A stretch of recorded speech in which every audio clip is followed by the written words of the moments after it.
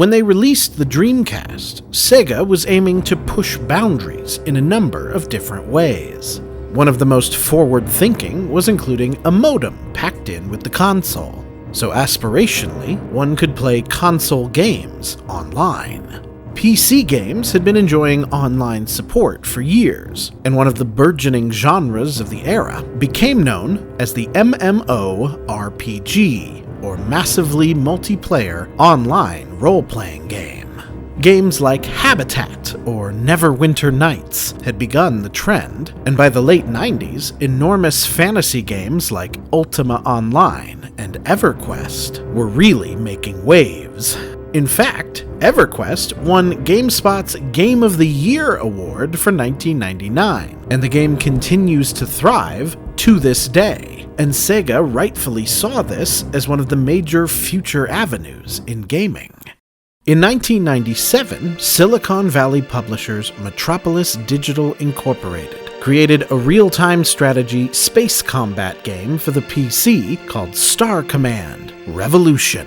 It got mixed reviews and was immediately overshadowed by its overwhelmingly successful contemporary, Blizzard Entertainment's StarCraft. The credits for Star Command promised a sequel, subtitled ARMADA, but Metropolis Digital went through some corporate structural change and renamed themselves Metro 3D and set out to make ARMADA a more action-oriented, perpetually online spin on the same idea.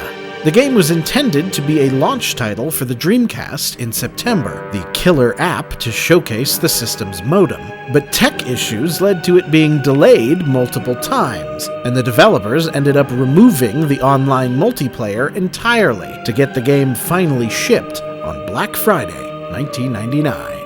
In Armada's plot, Earth has been destroyed by enormous space aliens of unknown origins or intentions, and now humanity flies among the stars, divided up into 6 distinct factions, all of whom have a shaky alliance against the alien horde, known as the Armada. Your task is to join one of these factions and fly among worlds and the stars, building a coalition of ships and associates, combating both skirmishes with the other factions and battling the Armada themselves. As you destroy enemy ships and aliens, you level up and gain more points and money to upgrade planes and weapons to survive longer and farther as you traverse across the galaxy.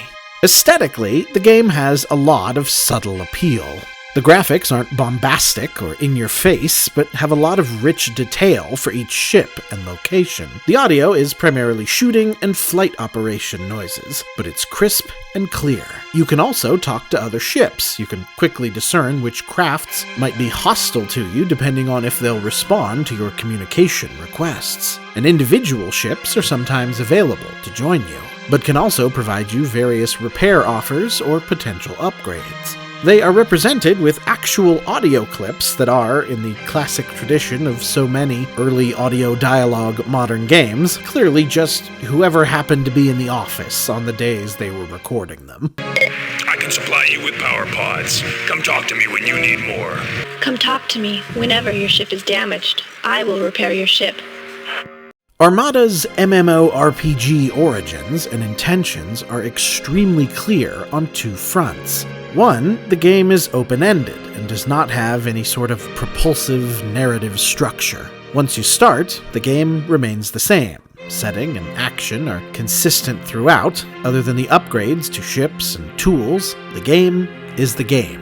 And as far as I can see from research, the game does not have an endpoint. There's no level you can reach where you've finally beaten the aliens or whatever. You just continue to work, to grind, to gain new weapons, new ships, to up your scores and ratings. The other is that this game really feels like it only truly works if you have tangible human cohorts, a squad to scheme with. You can draft other little CPU ships to join you and fight the other aliens, and it works just fine. But without someone to make plans and celebrate together, the game gets pretty repetitive pretty quickly. Now, I am not claiming any sort of authority here. This project has put me holding a controller in front of lots of games in genres I have absolutely no familiarity with or interest in. Flight sims, airplane combat sims, giant robot sims.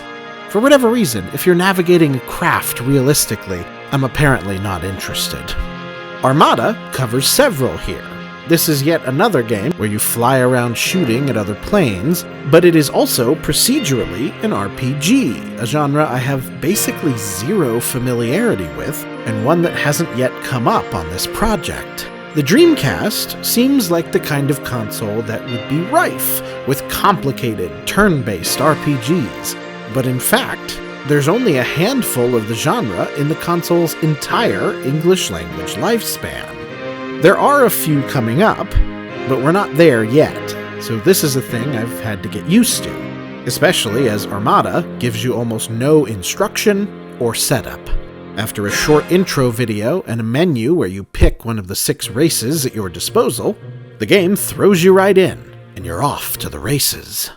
What I'm saying here is that if these genres interest you, or if the footage of this game looks cool to you, chances are this game will do something for you. It was critically well liked, both at the time and for its legacy since.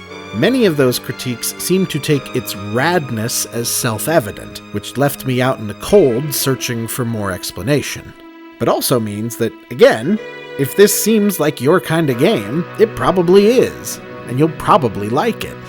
Like Air Force Delta or Slave Zero, I almost assuredly will never ever come back to this game after this video. But I played it enough to sorta get into the vibes and get stressed by the wild, constant bullet battles.